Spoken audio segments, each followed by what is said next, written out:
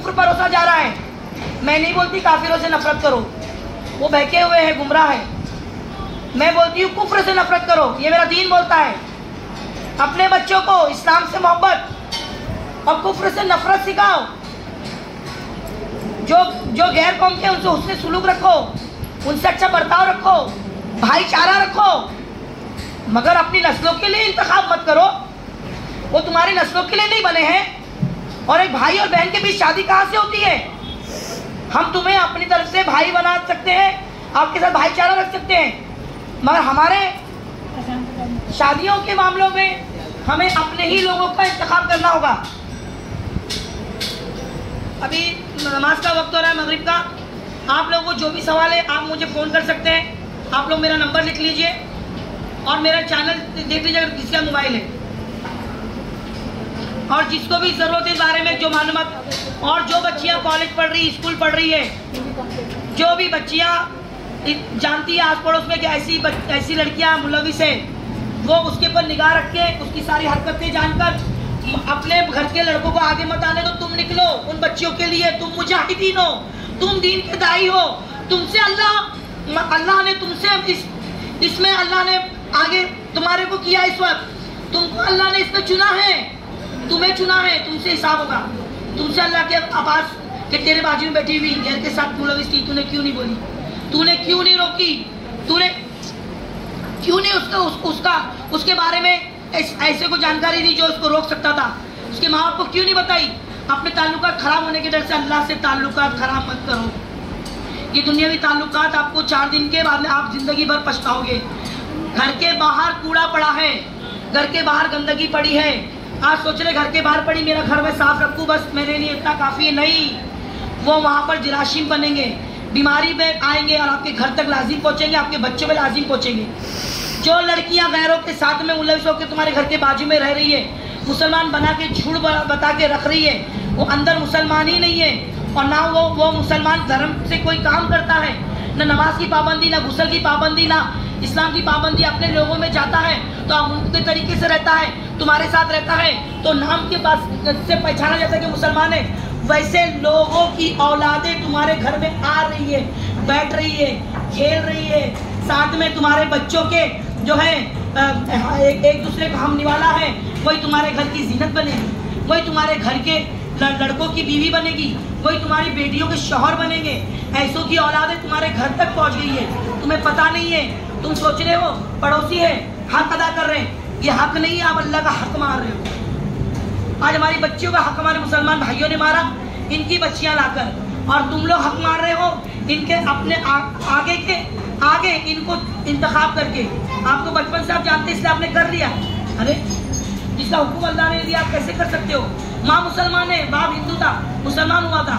कैसा मुसलमान? मरने के बाद कब्रिस्तान में जिसको जगह नहीं।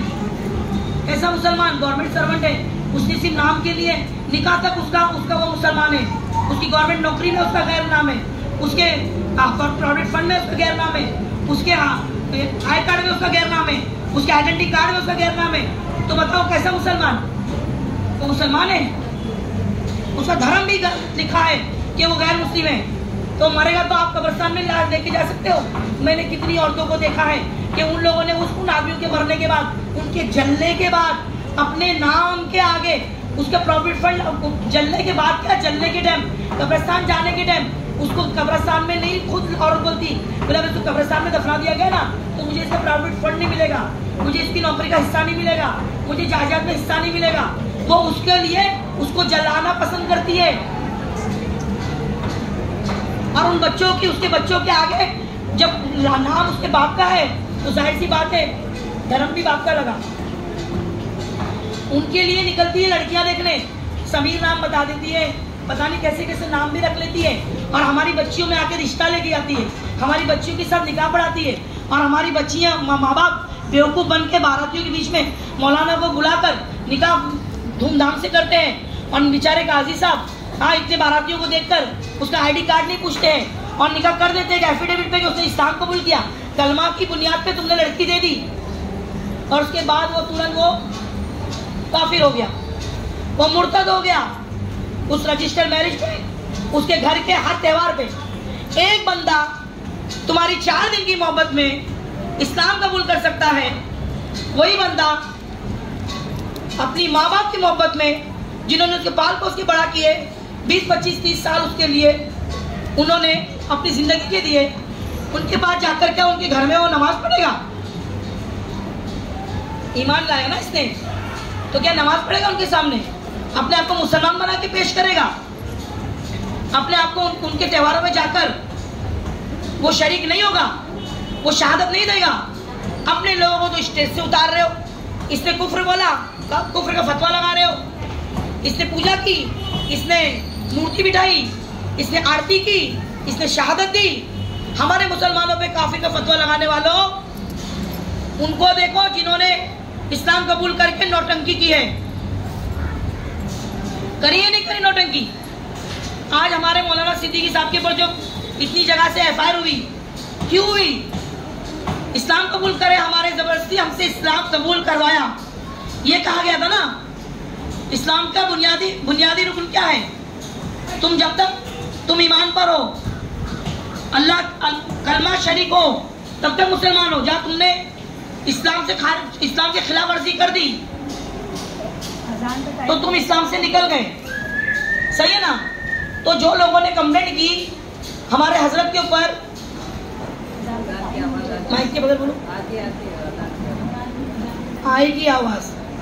जिन लोगों ने हजरत के ऊपर एलिगेशन डाला वो मुसलमान थे। जो ये बोल रहा है कि मुझे जबरदस्ती मुसलमान बनाया गया तो मुसलमान है। जो ये बोल रहा है मुझे जबरदस्ती मुसलमान बनाया गया, क्या वो मुसलमान है? जोर से बोलो जरा, सब क्या मस्जिद है? फिर मैं आपको इसलिए पूछ रही हूँ क्योंकि आप सब गवा रहे थे। तो फिर वो मुसलमान जब नहीं है तो उनको मुसलमान होने की उनकी कंप्लेंट कैसी लिखी गई? मौलाना ने बनाया ना, तुम निकल गए।